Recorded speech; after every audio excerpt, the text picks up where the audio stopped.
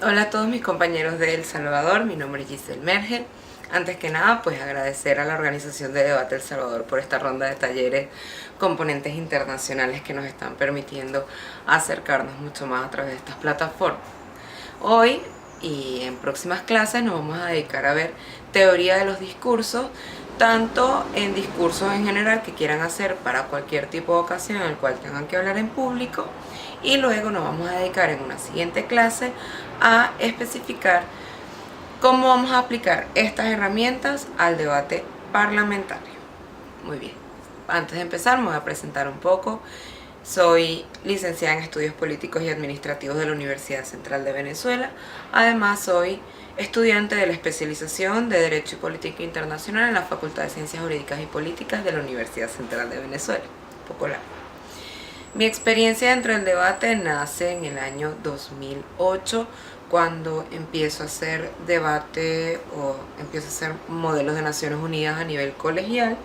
Luego, en mi último año escolar, empecé con lo que fue el debate parlamentario, en el cual me he especializado hasta el día de hoy. Además, pues he sido entrenadora de la Universidad Central de Venezuela y capitana de equipo desde el año 2015 hasta el año 2017. Hoy en día me desempeño como entrenadora de la Universidad Metropolitana de la ciudad de Caracas, y además he sido fundadora y creadora de los debates digitales a través de Young Speakers, el creador y fundador de Líderes 2.0 y las jornadas amistosas de debate digitales.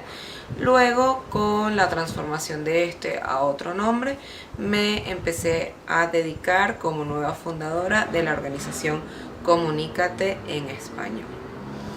Una vez conociendo un poco esto, pues mi formación la he tenido con distintos profesores en oratoria, retórica y discurso, además de liderazgo y negociación, con lo cual me he formado como docente y he llegado a dar talleres tanto nacionales como a nivel internacional en países como Perú y Ecuador. Una vez conocido todo esto, y que me parece la parte más aburrida, vamos a empezar un poco ya a entrar en materia. ¿Qué es el discurso? El discurso efectivamente es simplemente la herramienta que nosotros utilizamos para comunicar un mensaje. Pero ¿para qué nosotros queremos comunicar ese mensaje? La finalidad que siempre va a tener nuestro discurso va a ser persuadir a nuestros interlocutores. Y aquí quiero hacer un inciso, porque muchas veces a la hora en que nosotros empezamos a realizar discursos, nosotros creemos que siempre vamos a lograr convencer a nuestro interlocutor, y eso no es así. Muchas veces vamos a darnos cuenta que si tenemos personas dentro de nuestra comunidad o las personas que nos están escuchando el discurso que no comparten la idea fundamental de nuestro planteamiento, entonces en ese caso no vamos a lograr convencerlos del todo. Es prácticamente imposible que nosotros simplemente con un discurso, por muy largo y muy bien hecho que este esté, logremos que alguien pase de pensar en negro a pensar en blanco.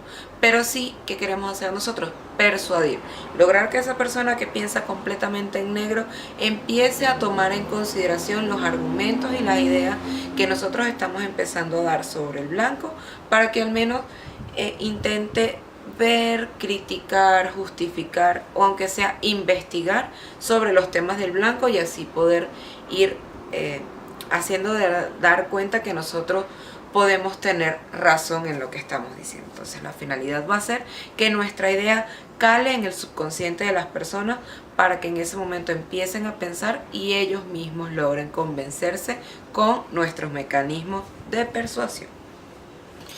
Nosotros vamos a plantear en esta primera clase los factores exógenos y endógenos de nuestro discurso. En los factores exógenos vamos a ver el público al cual nos estamos dirigiendo, el espacio en el cual estamos trabajando y la ponencia o las herramientas que vamos a usar directamente en nuestro interlocutor.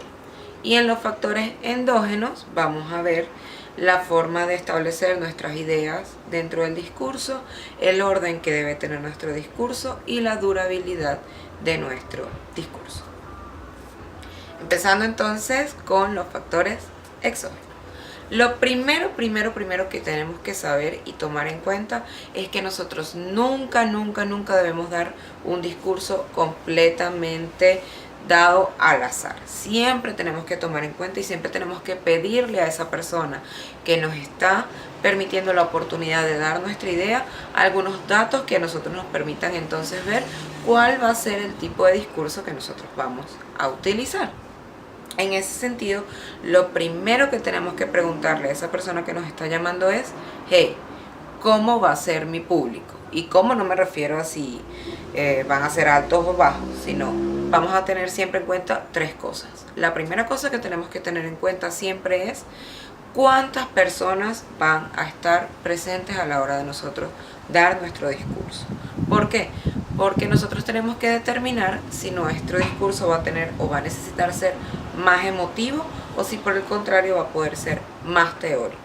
¿Eso de qué va a depender? Cuando nosotros tenemos unos interlocutores que en conjunto son demasiados, es decir, un aproximado de más de 40 personas, entre 40 personas y un estadio completo, ya nosotros vamos a ver que esas personas se ven afectadas por la colectividad. Empezamos a ver que empiezan durante nuestro discurso a interponer sus propias opiniones con la gente que tienen al lado, o se distraen por el ambiente, se distraen por la cantidad de gente. Entonces, en ese caso, siempre va a ser más importante utilizar medios un poco más emotivos que hagan que la persona le quede inmersa en la idea principal de nuestro discurso, para luego entonces que ellos mismos averigüen las partes técnicas o busquen ponencias que tengamos nosotros mismos en otro lado sobre las ideas un poco más teóricas.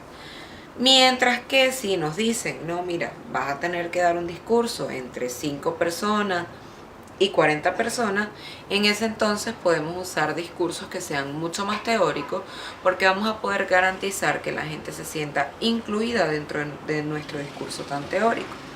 Cuando vean, o si ya vieron las clases de oratoria, probablemente ya les habrán hablado de la oratoria no verbal y cómo el contacto visual importa muchísimo a la hora de hacer nuestros discursos, y mientras más gente tengamos, pues menos capacidad vamos a tener de que esa persona se sienta observado por nosotros. Entonces, cuando tenemos poca gente, nosotros podemos garantizar utilizar las herramientas para que las personas se mantengan acorde y conscientes a lo que nosotros estamos diciendo. Entonces vamos a poder usar explicaciones un poco más teóricas, un poco más técnicas, porque además vamos a poder garantizar algún tipo de dudas, comentarios que hagan que el interés de la gente se mantenga. Entonces, ya sabemos que tenemos un público de X o N cantidad de personas. ¿Qué más tenemos que saber de nuestro público?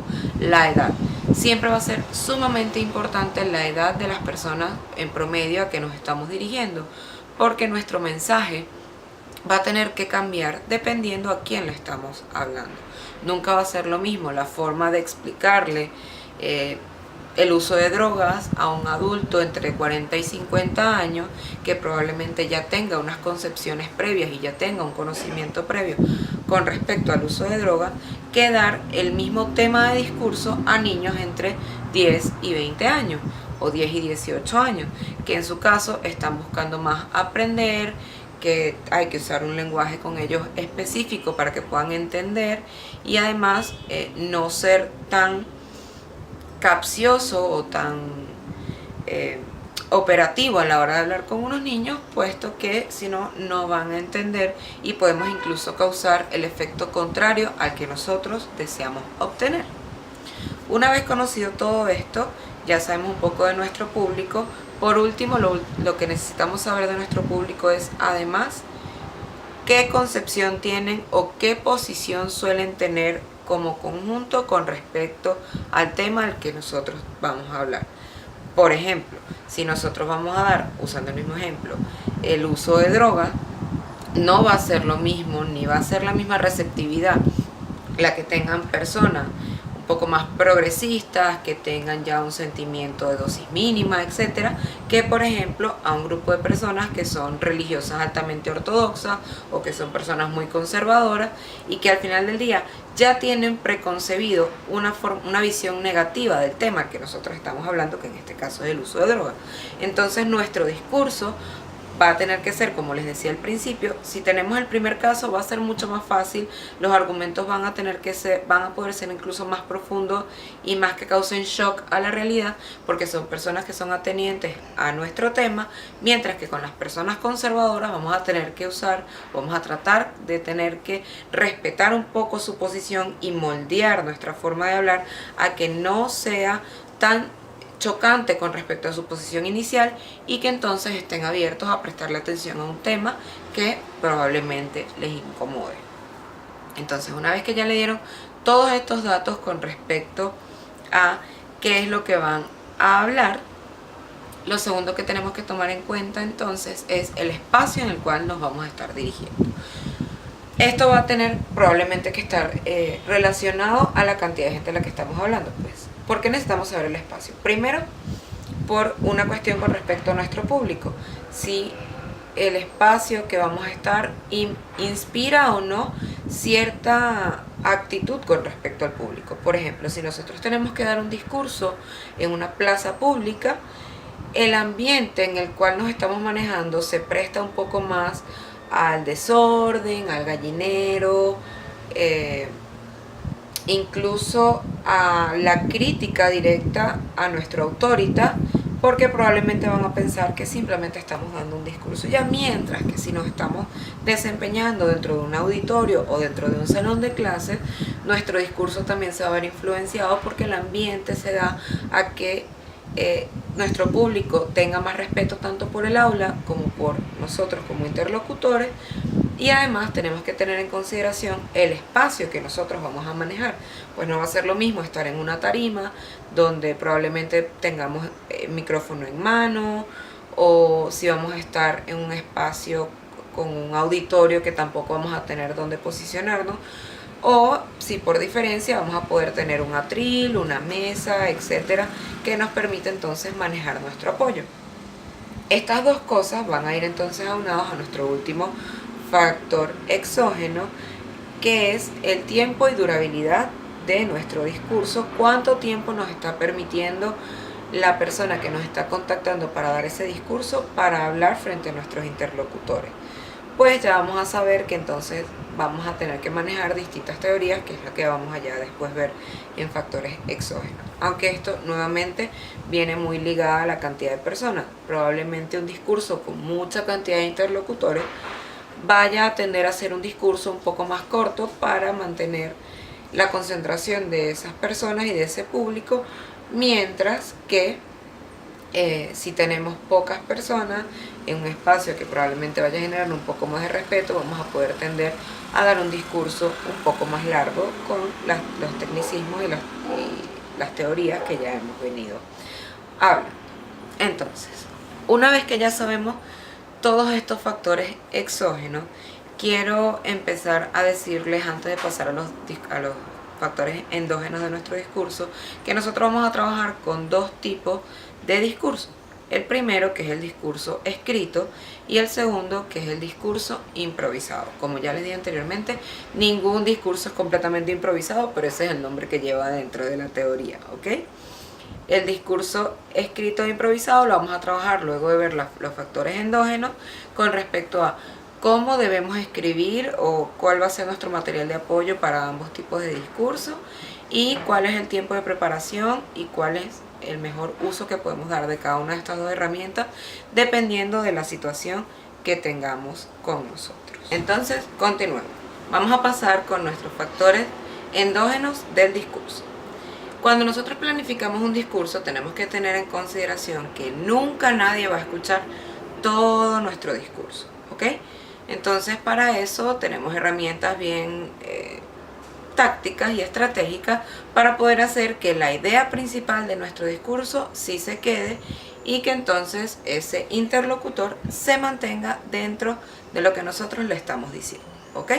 Vamos a empezar primero y antes que nada por explicarles un tema que yo saqué de uno de mis profesores, el profesor Paciano Padrón, y que me parece que es uno de los más útiles dentro de la teoría del discurso, que es el tema de la loca. Sí, ¿qué es la loca? La loca es esa concentración que nosotros tenemos al momento de iniciar un discurso, ¿ok? La loca dura aproximadamente unos 20 a 25 segundos desde el momento en que nosotros iniciamos nuestro discurso. Ese es el momento en el cual tenemos toda y completa atención de nuestro público. Luego de esos 20-25 minutos, la loca, como le decimos con el profesor Paciano, se va.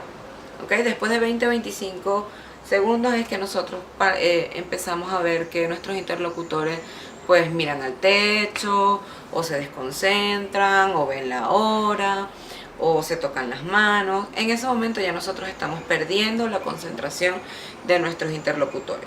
Por eso, y para maxificar el uso de la loca, es que vamos a pasar al primer punto, que es la estructura de nuestro discurso.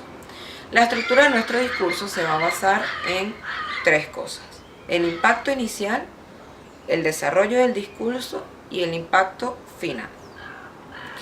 Ese impacto inicial va completamente ligado con la loca, porque es el momento en que nosotros vamos a utilizar un punch, un puño, para hacer que la gente se mantenga en la idea principal y eso le quede. Ahí es donde nosotros, por ejemplo, en el debate parlamentario utilizamos los exordios. Ahora, ¿qué podemos usar dentro de la teoría de discurso? Pues dentro de la teoría del discurso podemos utilizar cualquier frase que sea llamativa. Yo creo que más que decirle las cosas que sí debemos hacer, voy a dar los tips de las cosas que no debemos hacer. Que no debemos decir en primera instancia. En primer lugar, nunca debemos decir que estamos nerviosos o disculparnos. Esos primeros 20 segundos no los podemos utilizar para darle explicaciones a nuestro público de algo ajeno al tema que nosotros le vamos a tratar. Entonces, ya agradecer a las personas que nos invitaron, etcétera, solo cuando sea justamente necesario. Por ejemplo, nunca hagan lo que yo hice al principio de este video y de esta clase, de presentarme y gracias a todos los que me invitaron, etcétera, porque eso, pues aquí, porque me lo pide la dinámica de la clase, pero yo gasté esos 2 minutos más los 20 segundos de la loca en explicar algo que al final no tiene mayor relevancia pues a mis interlocutores, en este caso a ustedes. Lo que más les interesa no es quién soy y cuál es mi experiencia, sino que lo que más les va a interesar es el contenido de la clase. Entonces, a razón de eso, las presentaciones, los agradecimientos, las disculpas, son cosas que al final no llevan a nada, causan que más bien haya más desconcentración en nuestro público y que además esos 20 segundos que tenemos de total concentración no se utilicen de manera efectiva. En lugar de usar todas las cosas que les acabo de decir, es preferible que utilicen lo que en debate parlamentario nosotros llamamos exordios, que entonces podrían ser una frase célebre, que a la hora de usar una frase célebre la recomendación es que primero digan la frase y luego digan quién la dijo. Por ejemplo, moral y luces son nuestras primeras necesidades, como dijo Simón Bolívar, porque a la gente le interesa más en esos 20 segundos de la loca, pues la frase que quién la dijo.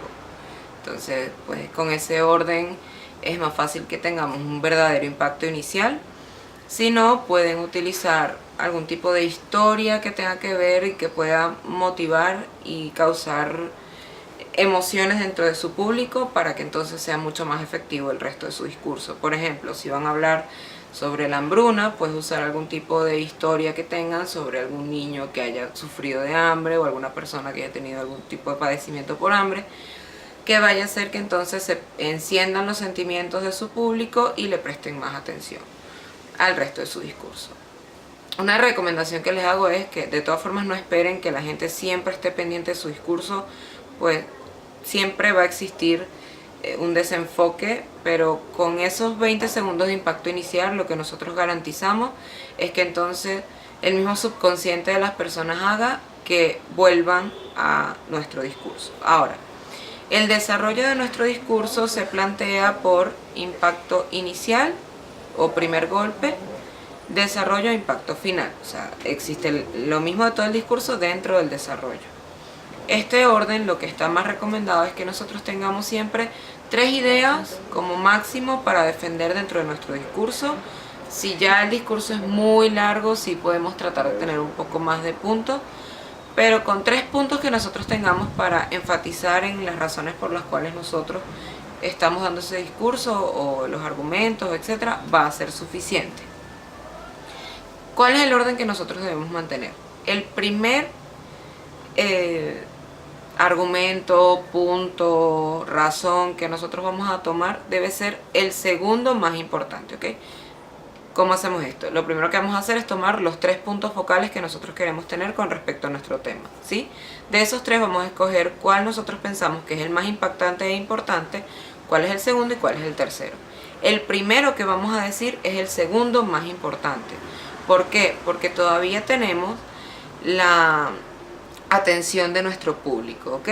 El segundo que vamos a dar es el que nosotros consideramos que es el menos importante, porque al medio de nuestro discurso es cuando la gente va a estar más desorientada, va a estar viendo el teléfono, va a estar viendo la hora, va a querer salir al baño, etc. Van a poder pasar un montón de cosas que van a hacer que realmente no le estén prestando tanta atención en ese momento a lo que nosotros estamos diciendo. Entonces es el momento perfecto para lanzar el que nosotros creemos que es menos relevante. Y por último es que vamos a dar el golpe final o el golpe más importante, que es ese argumento que es indestructible, ese razonamiento que es el más poderoso para persuadir a nuestros interlocutores, ¿vale? Además, porque no solamente es el más importante, sino que normalmente a la hora de dar un discurso, cuando vamos a dar la última idea, suelen salir cosas como en conclusión, o para terminar, o para ir cerrando. Y esas cosas, esa frase hace que la gente vuelva a tener la atención en nosotros, porque ya se va a terminar el discurso y en ese momento damos nuestro último golpe. Luego de tener ese desarrollo de nuestro discurso, vamos con el impacto final. El impacto final nuevamente es muy parecido a nuestro impacto inicial. También va a ser una frase, también va a ser una conclusión de la historia que usamos al principio, alguna anécdota personal. Y tiene que tener 2 puntos importantes. Primero, correlación con el discurso completo y correlación con el impacto inicial. Pues no vamos a empezar diciendo algo que tenga que ver con hambre para culminar diciendo que moral y luces son nuestras primeras necesidades, porque no va a tener mucho sentido el inicio y el final de nuestro discurso, que es la parte que la gente más se concentra en nosotros. Así como les di el tip de la frase célebre al principio, el tip para la frase célebre al final es que primero digamos quién dijo la frase y luego digamos la frase. Si al principio dijimos moral y luces son nuestras primeras necesidades, Simón Bolívar, al final vamos a decir y como Simón Bolívar dijo, moral y luces son nuestras primeras necesidades. ¿Por qué? Porque esas últimas 5 palabras, 6 palabras son las que quedan en la persona. La gente va a terminar saliendo del auditorio o de la plaza o de donde estén dando su discurso hablando de eso último que escuchar. ¿Cómo anotar toda esta estructura que les acabo de decir? A la hora de escribir, aquí me voy a meter un poco ya con los 2 tipos de discurso. El discurso escrito es precisamente como dice su nombre, es un discurso que vamos a escribir en su totalidad y además un discurso que vamos a leer. En tal sentido es muy importante que el discurso escrito lo escribamos por completo, no dejemos nada a la imaginación, porque nosotros nos vamos a encontrar leyendo en todo momento, no vamos a estar preparados para tratar de improvisar, sino por ejemplo si tenemos preguntas en el centro de nuestro discurso, ¿ok? ¿Cómo escribimos ese discurso? El impacto inicial, esa frase célebre, etcétera, inicial, lo vamos a poner bien en grande, lo vamos a tener de una forma que lo podamos leer muy claramente, y lo mismo con el impacto final, porque al ser las partes más importantes de nuestro discurso tenemos que garantizarnos que no vamos a tener ninguna muletilla o que no nos vamos a quedar trabados leyendo o que no se nos va a hacer un trabalenguas mientras estamos diciendo esa frase, porque si no nuevamente perdemos a la loca y eso es lo que no queremos, nunca queremos perder a la loca. Y la parte del medio pues en una letra que sea de fácil entendimiento y que sea posible que ustedes lo lean a una distancia que tenga correlación a la posición que van a tener de esa hoja con respecto a ustedes, con los términos de los factores exógenos que ya habíamos hablado al principio de la clase. O sea, si van a tener un atril, algo que no tengan que acercarse tanto a la hoja o acercar la hoja a ustedes, ¿vale? A la vez de esto y a razón de esto, tratar de tener el discurso bien organizado a la hora de escribirlo y que tengamos también marcadas las hojas, la hoja 1, la hoja 2, para que luego no nos perdamos dentro de lo que nosotros mismos hayamos escrito, porque todo eso hace que se pierda credibilidad, y si perdemos la credibilidad, perdemos la persuasión ante nuestros interlocutores. Ahora, el discurso improvisado, que realmente no es improvisado. Cuando nosotros vayamos a anotar nuestro discurso improvisado, siempre vamos a tener la posibilidad de tener al menos nuestras ideas principales. Y si no podemos leer absolutamente nada, de todas formas podemos tener esas ideas principales anotadas en una ficha, en un papel. Hay gente que incluso se las anota en la mano, no se los recomiendo, pero hay gente que lo hace. En ese tipo de discurso, la forma correcta de anotar es nuevamente siempre poner el impacto inicial y el impacto final grande. Incluso si lo pueden leer mejor, solo leer esa parte del discurso y luego poner solo los titulares o las ideas principales donde ustedes puedan guiarse. ¿Cuál es la recomendación que yo les hago? Traten de que ese discurso, a la hora de escribirlo, tenga la menor cantidad de escritura posible. Porque cuando, no sé si les ha pasado en alguna exposición o algo, que tienen un material de apoyo que tiene muchas palabras y ven que cuando están leyendo no dijeron esa palabra que tenían anotado, les causa un rechazo a lo que ustedes mismos están diciendo. Entonces eso hay que evitarlo nuevamente por el tema de la confianza. Entonces, mientras menos cosas tengan escritas en la hoja, menos posibilidades tienen que el nervio les gane a su capacidad de improvisar las palabras que están diciendo a esas ideas que ya ustedes planificaron. ¿Ok? Para esto es sumamente importante, además, que tengan en consideración qué tipo de material van a utilizar. Es decir, si no van a tener un atril o un podio para poder apoyar, traten de usar hojas pequeñas o un libro de apoyo, puesto que si usan solo una hoja de papel, va a tender a temblarles la mano y va a tender a temblar la hoja, y eso va a hacer tanto que sus interlocutores se den cuenta que ustedes están nerviosos, como que ustedes mismos se pongan más nerviosos por el hecho de que la hoja está temblando. El último factor endógeno que entonces vamos a tener con respecto a nuestro discurso va a ser la durabilidad del mismo. Siempre tienen que estar pendientes de qué está ocurriendo con respecto al tema que ustedes están tratando. Por ejemplo, si les piden con un mes de antelación dar un discurso sobre algo, tener en consideración que estén siempre pendientes de qué está pasando alrededor de ese tema, para que a la hora de que vayan a dar su discurso no vaya a ocurrir que estén en contra de algo que ya haya salido al respecto. Por ejemplo, si van a dar un discurso en términos políticos, estar bien al pendiente de qué está ocurriendo con los actores involucrados en ese sistema político, porque la gente también va a estar enterada, sobre todo si son públicos pequeños. Probablemente la gente venga ya preparada y nunca quieres que te agarren fuera de base dentro de tu discurso. Entonces la durabilidad del discurso va a depender del tema, pero normalmente un discurso tiene un día o dos de durabilidad. Luego ya hay que empezar a pulirlo, a volver a leerlo, a ver si todavía responde a lo que su público y el mensaje necesita dar. Bueno, ya hemos visto entonces los factores endógenos y exógenos, vimos lo que es un discurso escrito, vimos lo que es un discurso improvisado y la forma de anotar estos discursos para que sea mucho más sencillo. Nos vamos a ver entonces por Google Classroom, donde vamos a estar teniendo un pequeño debate sobre las preguntas que hayan tenido sobre esta clase del día de hoy. Si no, me pueden dejar todo aquí abajo en los comentarios de YouTube. Les voy a dejar mis redes, @GiselleNaomi, el mío personal, @UnivetDebate, el de la agrupación que estoy llevando, y @comunicate.es, el de mi organización. Espero seguirlos viendo pronto y nos vemos en la segunda parte de esta clase. Y muchas gracias entonces a la Organización de Debate de El Salvador por darnos esta oportunidad tanto a mí como a mis compañeros de los demás países.